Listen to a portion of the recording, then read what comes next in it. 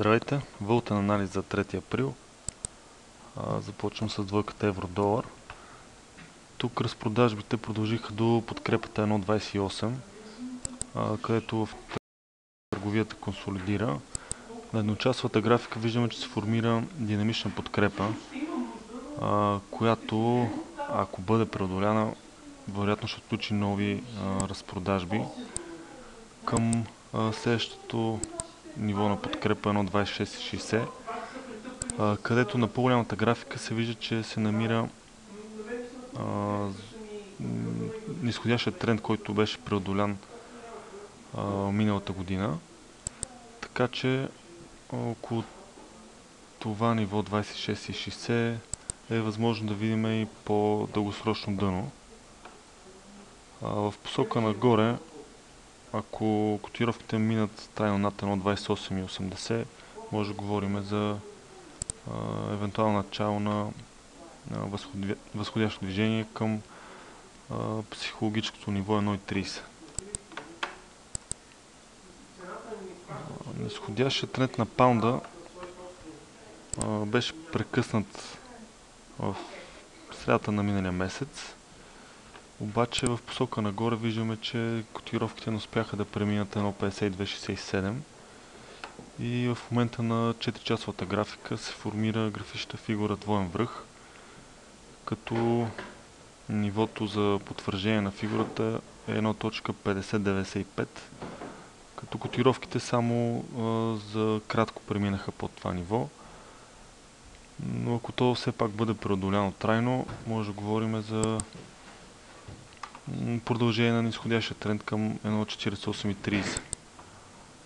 Фигурата ще се развали при търговия над върха при 1.5260 и тогава евентуално възходящото движение може да продължи към 1.53 и може да предположим, че се намираме в по-съществена корекция, която евентуално може да достигне 1.56.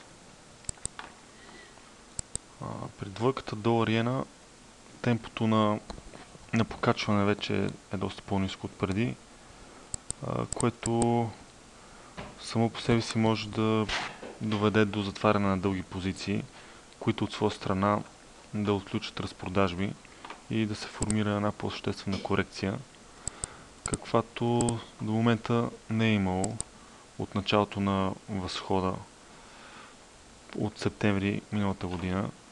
Така че тук не може да изключим по-сериозни нисходящи движения.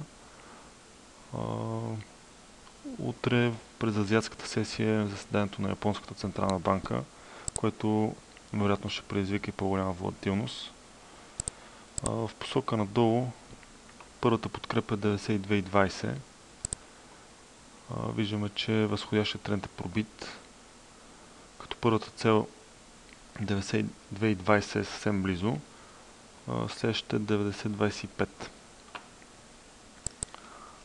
Двойката австралийски щатски долар отново е на ключовото ниво около динамичната съпротива през върховете от 2011 година,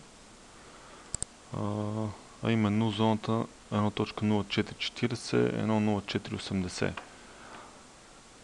За сега по-вероятно изглежда пробивът в посока нагоре и формиране на нов възходящ тренд от по-висок порядък.